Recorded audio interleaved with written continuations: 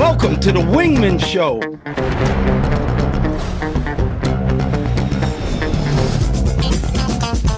Welcome to the Wingman Show. My name is Drew Brown, and my wingman, my man, the number one guy I know, Dr. Paul Thompson.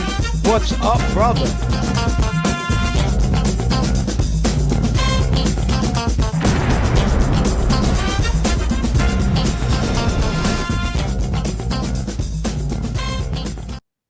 Welcome to the Wingman Show. We are floating like butterflies and stinging like bees. Rumble, you two badass jet pilots. Rumble. Welcome to the Wingman Show. My name is Commander Drew Brown. My wingman, the guy who watches my six, my main man, Dr. Paul Thompson. How are you, Dr. Paul? Pretty good, Mr. Drew. Feeling pretty good today. I woke up, and if you're able to wake up in the morning, you've actually overcome many odds already. So the rest of the day should be a good day. That's an excellent, excellent theory, because some people didn't wake up today. So, I'm going to put a picture on the board right now on the screen of Roberto Clemente. He was a great Pittsburgh Pirate, great baseball player. But I want you to hear his quote. If you have a chance to accomplish something that will make things better for people coming behind you, and you don't do it, you are wasting your time on this earth. Once again, if you have a chance to accomplish something that will make things better for people coming behind you, and you don't do that, you are wasting your time on this earth. What do you think about that, Dr. Paul? That's a great, great quote from a great, great man. And most people, he died in a plane crash, but he was all about helping his people. Yeah, and that's, for those who don't know, Roberto Clemente was a very famous baseball player, particularly during our youth. And he lived that, actually, because in the off seasons, he was always an all-star. But in the off seasons, he distributed food aid and baseball equipment to parts of the Caribbean and South America. That was his thing. He did that in the off season. Did you know? I didn't know that he was actually representing Puerto Rico in the Olympics as a javelin thrower before he got into baseball. No way. Yes, he was. He was a javelin thrower. And he said it made his arm really strong, and he developed footwork from that. But he decided to concentrate in baseball. Wow. Yeah. Famous, very famous guy. And that's how he died. Died in a plane crash, but it was a plane crash delivering aid to victims of a major, I guess the biggest earthquake in Nicaragua ever. It's where they lost 20,000 people. Yeah, it was in that. The plane went down. And right after that, I think that next year they enshrined him in the Hall of Fame. And I believe he was the first player from Latin America or the Caribbean to be in the Hall of Fame. That's wonderful. Roberto Clemente, great man. Well, Dr. Paul, the media out there says if it bleeds, it leads. Us wingmen, we think if it's good, it should. So there was a terrible shooting at Morgan State University, which is an HBCU. 5 people were shot, blah, blah, blah, blah, blah. I'm sure you all heard about that. But that very same weekend, me, your wingman, Drew Brown, was the judge at the HBCU Queens competition. Now, we did it last year, and now we're doing it again, and it was magnificent. Dale Williams put this thing on, and I mean, it was incredible. And I'll put some pictures of the winner up, but her name was Armani Washington from Howard University, and she was just wonderful. And the runner-up was Aaliyah Myers from Virginia State. And I'm also going to put up last year's winner. Her name was Joy Watson. She was from Virginia State too, but they were beautiful young ladies, and they did talent. They did evening gowns. They were just incredible. It was a great evening for the Hall of Fame HBCU Queens. Dr. Paul, I guess you're going to see some of these pretty girls, but it was just an amazing good night. And guess what? The only press it's getting is right here on the Wingman Show, Dr. P. Yeah, I was just about to ask you. I was going to about how many people were in attendance overall. About 300-400. 300 or 400 nothing negative happened. Were there any riot police, CNN interviewers, anyone trying from Action News? No, nobody was there. Paul, when I was speaking and they wanted the press to come, I always told them, just call them up and said the Klan is going to be here to stop a black jet pilot from talking to kids. Right. But nobody ever did it. But if they did, it would have been worldwide news every day. Yeah. If it bleeds, well, sometimes if it bleeds, it does lead, or you can make believe it bleeds and do something good. I want to talk about something now, Dr. Paul, that's really, really important. And it's a phenomenon that I'm not sure everybody understands, but it's from being needed to being needy. And that means when you were younger, you always needed something. You always needed something from your parents, from older people.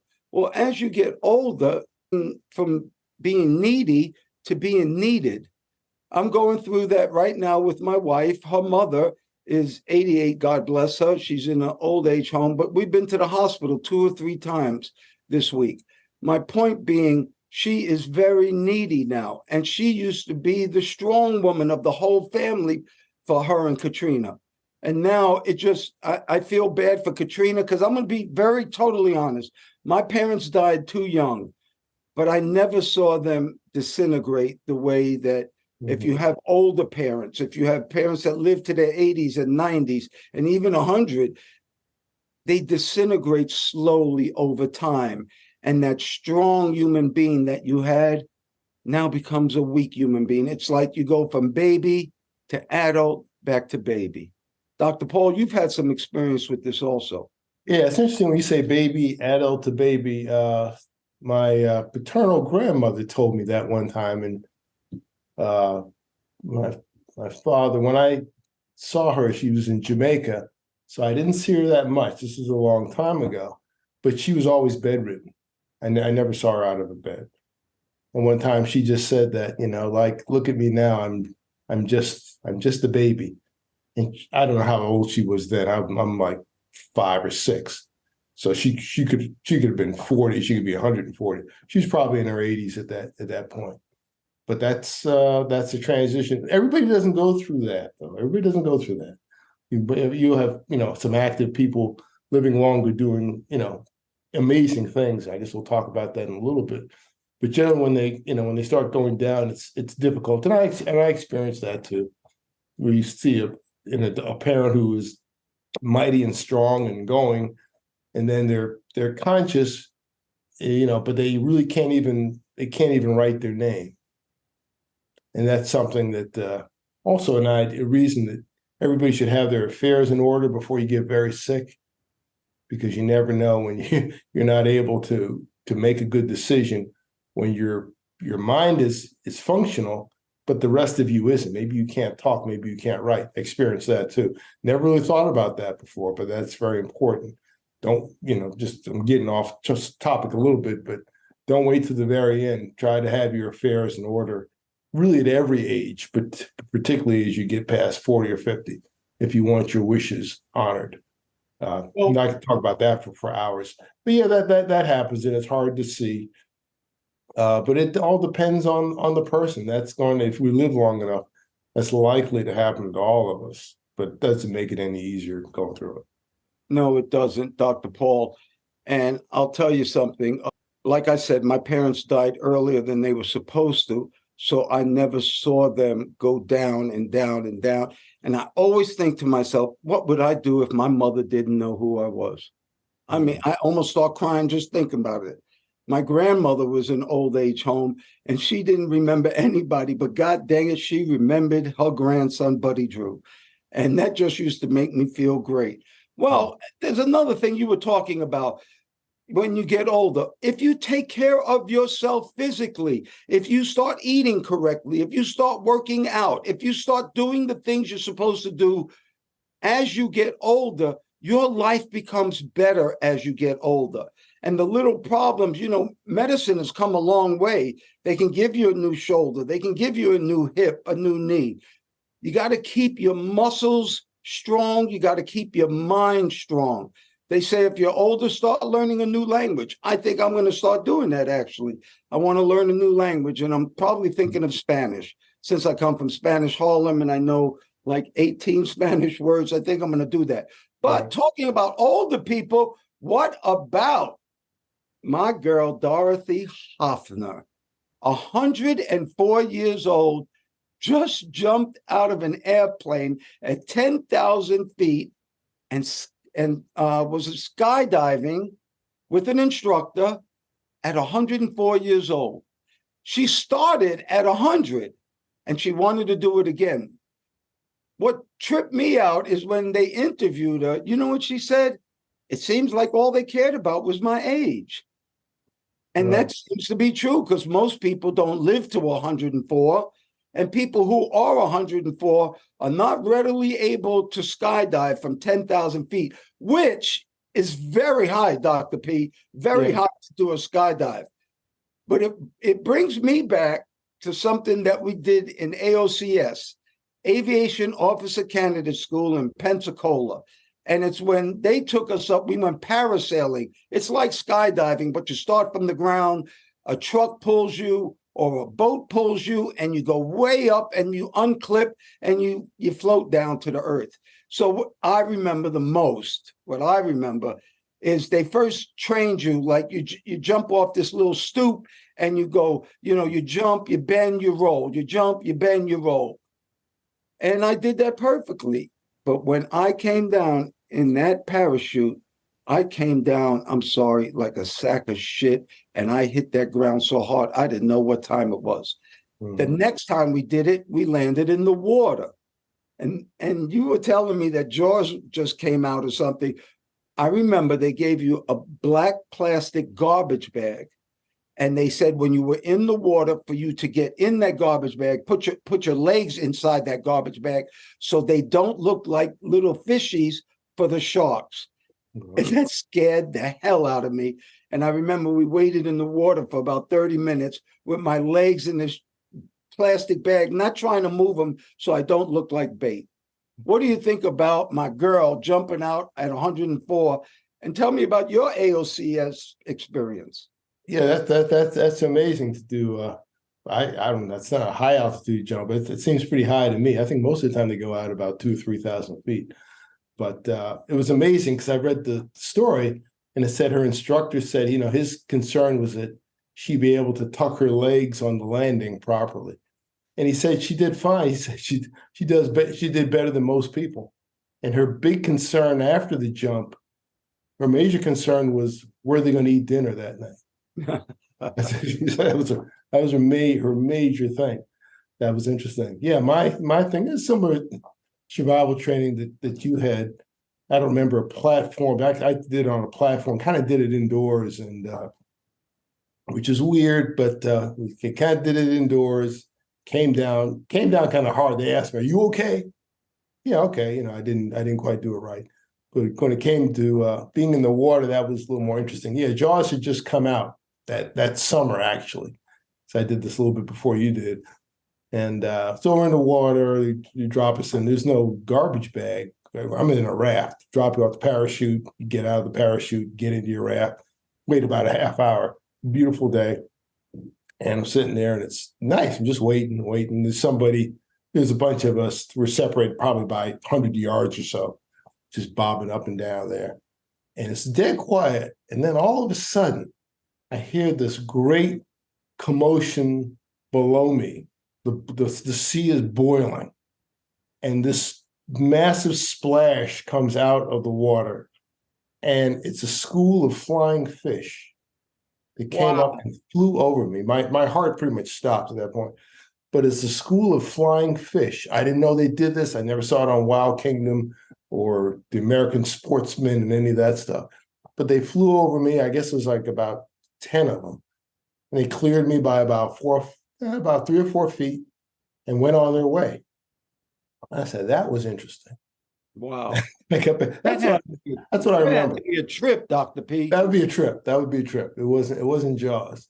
Well, Dr. Paul, check out them badass jets we got behind us. I got a couple of Hornets coming off the carrier.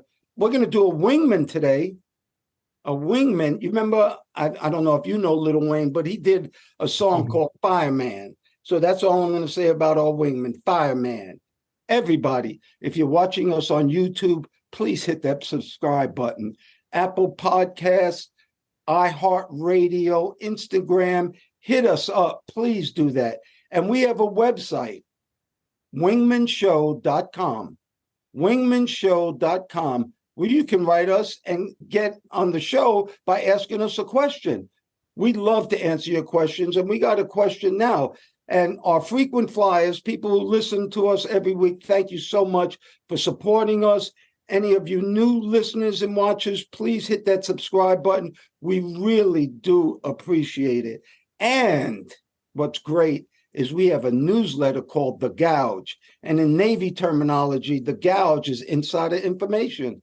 Paul always likes to say it's legal, but it's insider information. It's things that you really didn't know about before. And we have The Gouge, and we'll do that later on. What do you think, Dr. P? That's good. Yeah, look at the Gouge. The Gouge is good need to know information, and it can cover anything. You want to hear good news? How about this good news? The USDA, U.S. Department of Agriculture, has just announced millions of children are now going to get free breakfast and lunch. Free breakfast and lunch. Millions more will get it. 40% of the school had to be in low-income families in order for the school to even get lunch money. Well, now they've changed it from 40% to 25%. And I will tell you this. This is something America needs to spend money on, because if you get good, healthy, nutritious meals in school when you're young, you won't have to pay that much health insurance and medical bills when you get older. It all makes sense. When you have healthy children, their minds work better. Things happen better. That's very important. But good news is millions more kids will already have it. I did want to tell you this, that 8 states, including California, Colorado, Maine, Massachusetts, Michigan, Minnesota, New Mexico, and Vermont, they already give their kids free breakfast and lunches. So hopefully we can get the rest of the states together and feed our kids nutritious meals, not sugar, not BS, good, nutritious breakfast and lunches, Dr. Paul. Yeah, that's going to help out, because the term they use now is food insecurity. And apparently it's a lot more widespread. I heard more about that actually during the pandemic, when schools were closed, and a lot of kids, that's how they're fed during the day. They're actually fed at school. And by having, no schools, there's no food for a very large swath of the population. That's amazing. Well, how about some more good news? The world is 2/3 water, and we don't have enough drinking water for all the people on the planet. Well, guess what? MIT and China has just come up with a desalination unit that actually makes salt water cheaper than tap water. It's an amazing, amazing accomplishment. They do it with thermohaline, which is temperature and salinity. That's what makes the oceans go around. The temperatures change and the salt in the ocean changes, and that makes movement. Dr. Paul may explain a little better than I do, but on our ship, on the USS Nimitz, we made salt water into fresh water, but it took energy. This machine actually does it from solar. So actually the sun heats the water, it goes around in a circular motion, it evaporates for fresh water, and the salt comes down to the bottom, and it gets rid of the salt. Before, those machines would get clogged up by the salt. But some kind of way with this circular motion, the salt goes back into the ocean. Dr. Paul, you want to explain this? Because this could give water to everybody in the world, fresh water. Yeah, I can't explain any better than you just did. Yeah, basically it's just the movement of air and the deposit of the salt, and it goes back, and I guess it has its own natural cycle. And the oceans flow. Most of the sea current is based on the wind actually at the surface. That kind of at least down to 100 feet. I don't know below that, but that's going to be interesting. I guess this unit it's a little bit slow. Now they're able to leach out more of the salt so it doesn't clog up as much. Runs a little slower, but I think they said if they've got the unit the size of a suitcase, you can get like 4 to 6 liters per hour. So, there are areas that are isolated that might be able to get from fresh water now. Maybe not the whole world, but areas along the coastline, particularly in poorer places. Well, if we can get that salt water into places that don't have water, we have unlimited amount of salt water. So these countries and these people who don't have water now and no access to water, all you have to do is pipe in salt water. Yeah, yeah. And the thing is, it's just cheaper than tap water. Cheaper is better. Well, you know what that brings me to? It brings us to a Wingman PSA from the 11 Facts in Life. Fact number 3. Everything you do comes back to you. Everything you do comes back to you. And that's both good and bad. You do good, you get good. You do bad, you get bad. And it's about as simple as that. You do good, you get good. You do bad, you get bad. But don't think you get away with anything, because you don't. I used to say, if you steal somebody's quarter today, next week you're going to lose $1 that your mother gave you. You don't get away with it. Dr. Paul, what are your thoughts? Yeah, I agree. There are a lot of bad guys and girls that do, or men and women, however you want to say it, that do a lot of bad things. And every once in a while you hear about someone with a horrible record and something very horrible happens to them.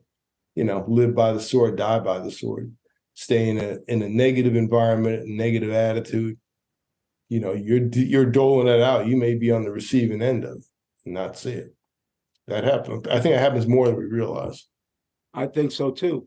Well, we talked about our newsletter called The Gouge, and that's at wingmanshow.com.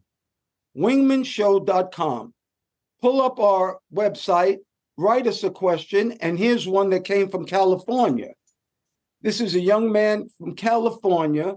He says, I'm a people pleaser. He's 44 years old. I'm a people pleaser, and I morph into any personality that will make you like me. I want to be me. That's a very hard one right there, because if you change your personalities as you're going through life, you don't really find out who you are. One of the things that I believe, time on planet, that means the longer you're here on this earth, you should care less and less about what people think of you and more about what you think of yourself. There are some people who are not going to like you, and a lot of people don't like when people don't like them. Well, maybe it's their problem and not yours. Mm-hmm. But I think when you start loving yourself for who you are, find something you're good in and start really working at it, and not really worry about outside thoughts, because that's all they are outside thoughts. Dr. Paul? Yeah, when he said people pleaser, it sounds like he's an entertainer or an actor. He's playing the part of an actor, and maybe he's tired of that.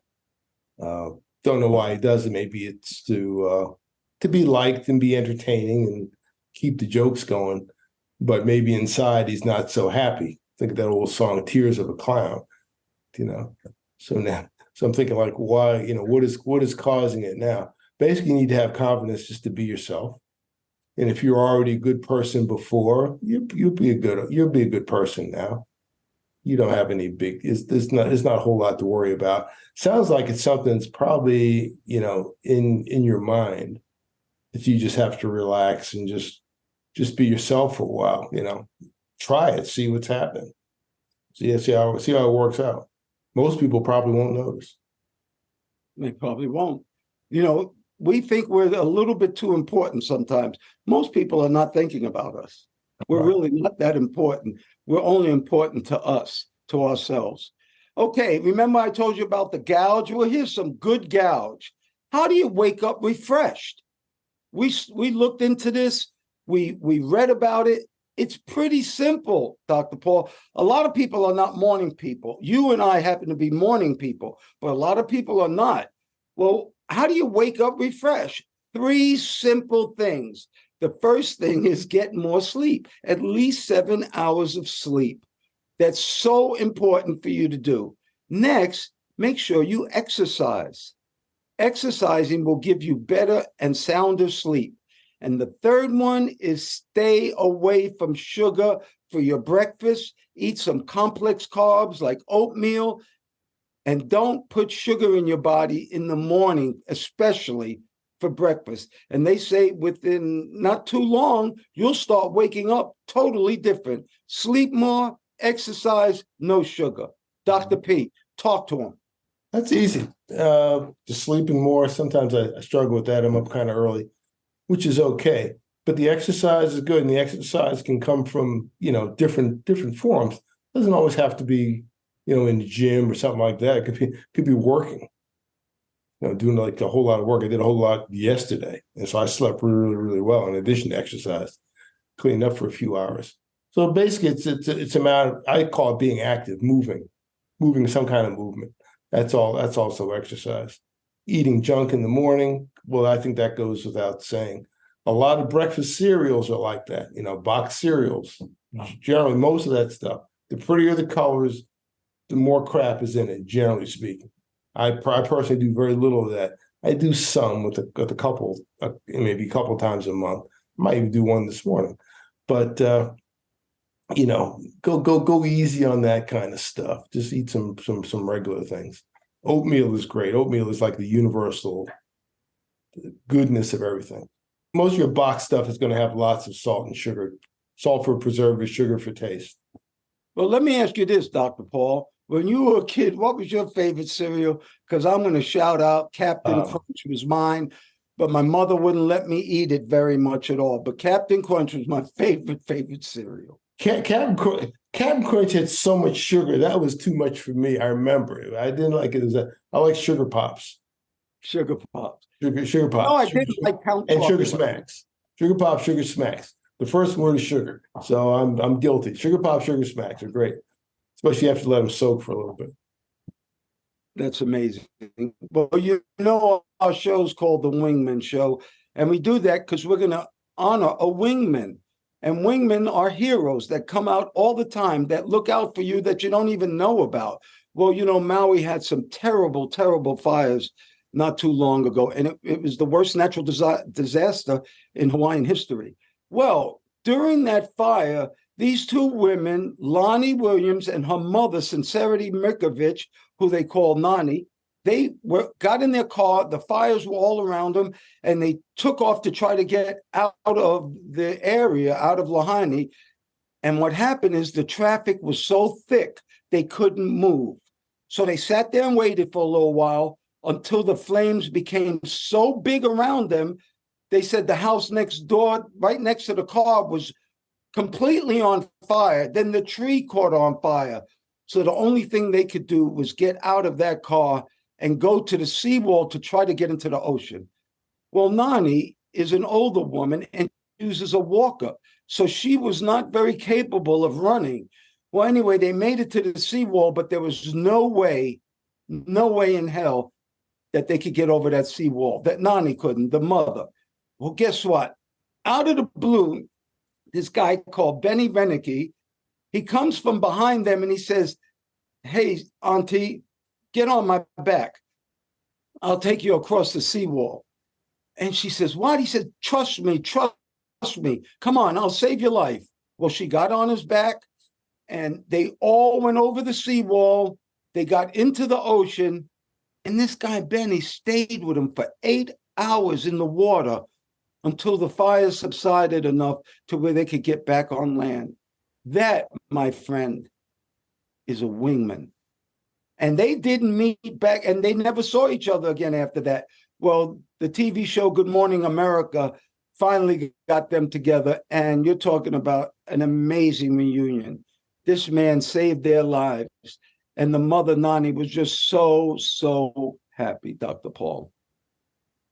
That's great. That's a great story. That's 8 hours in the water. Wow. Oh. That's an amazing thing. Dr. Paul, whatever you and our listeners and watchers think is beautiful, whatever you guys think is important and whatever makes you happy. May you and all of our listeners have that today and forever. I pray for peace, Dr. Paul.